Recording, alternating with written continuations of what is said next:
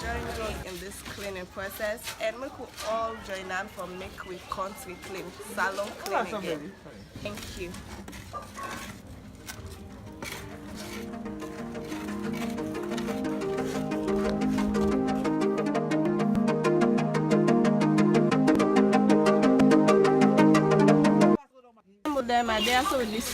So guys, this is my nephew. Basically, he's a young man and is cleaning and he loves his country, as he's saying right now. Because usually small people and young people can complain, say they can tire and all.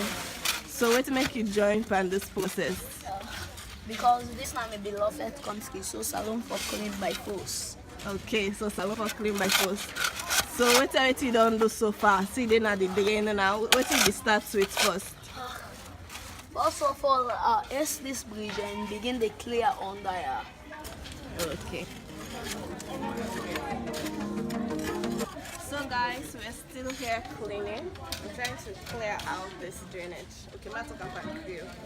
Still they clean. They try to clear the drainages and all waiting there around. We said they support the dream of the president and the mayor for cleaning the city and Freetown as a whole.